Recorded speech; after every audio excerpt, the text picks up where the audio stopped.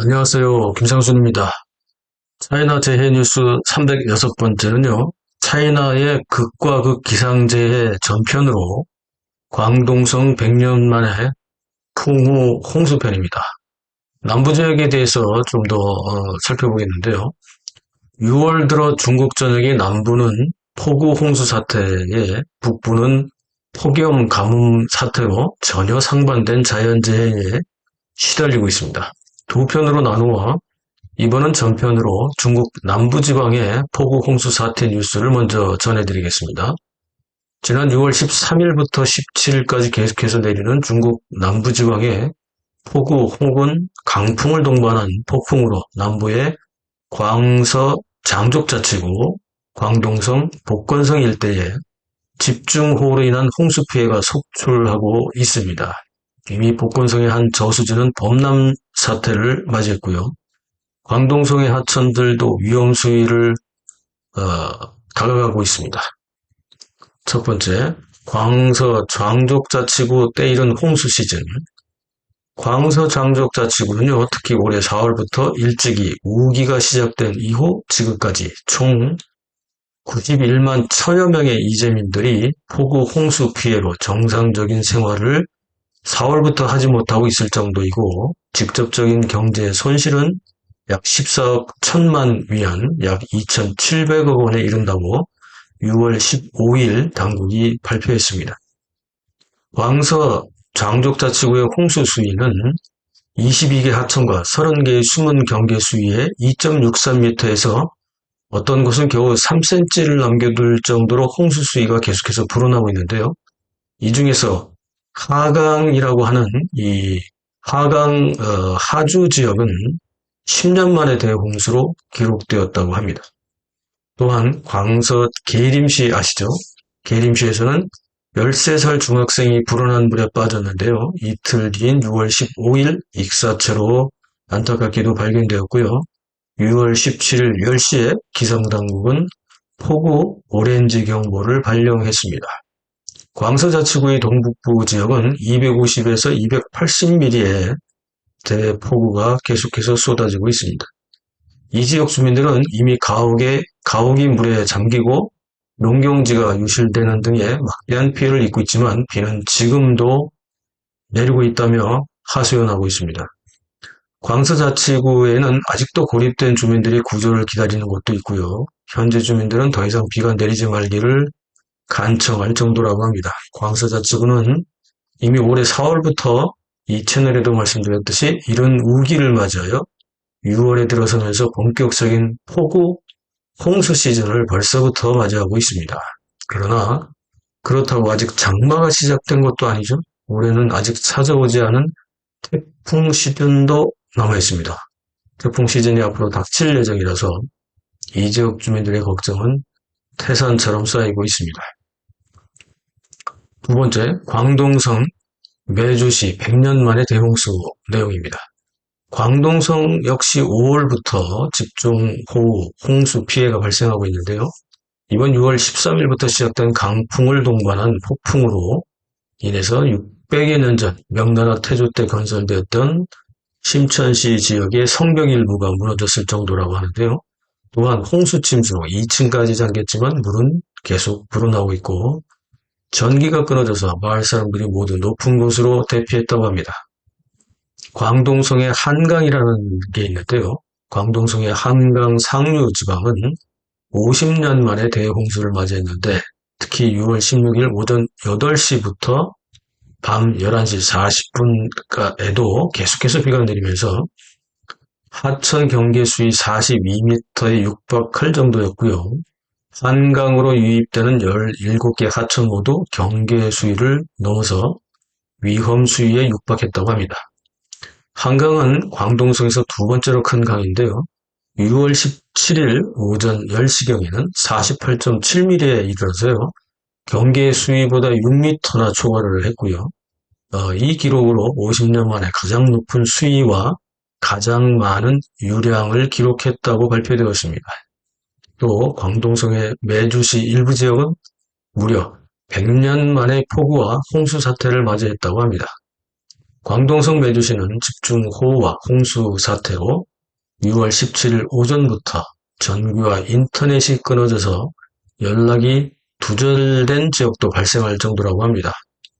또한 일부 지역은 하천이 넘치고 도로가 물에 잠기는 등 마을도 흙탕물에 잠기는 홍수 침수 사태로 엄청난 재산 손실이 예상되고 있습니다.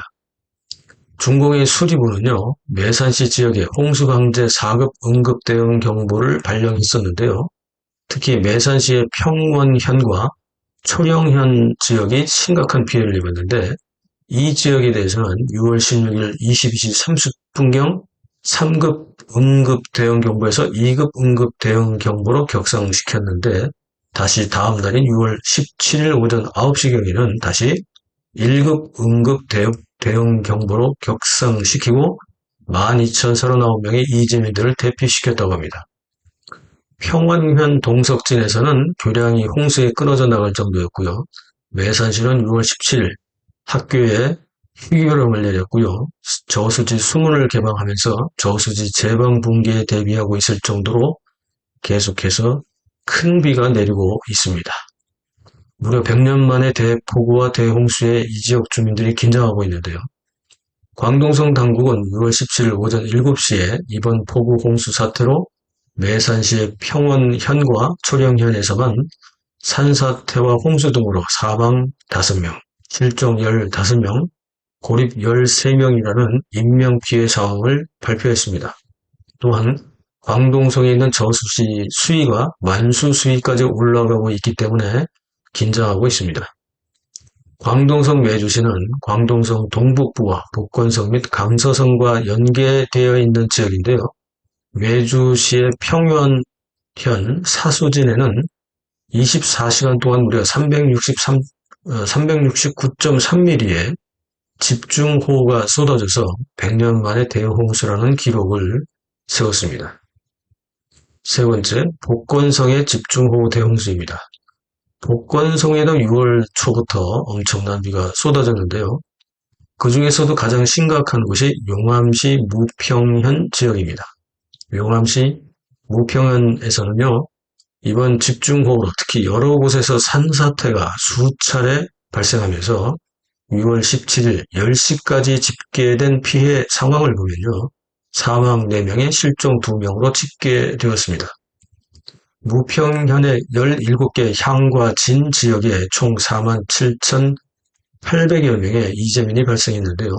가옥이 378채가 파손되었고 도로가 135군데 총 7.33km가량이 파손되었으며 158군데의 제방이 파손되었고 통신기지도 582곳과 농경지가 880헥타르가 피해를 입는 등 직접적인 경제 손실이 약 4억 1,500만 위안, 약 772억 원에 이를 것으로 잠정 집계되었습니다.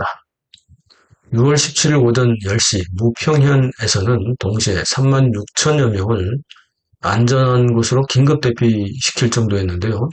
이 지역에는 24시간 만에 무려 372.4mm의 집중호우가 엄청나게 쏟아졌다고 합니다.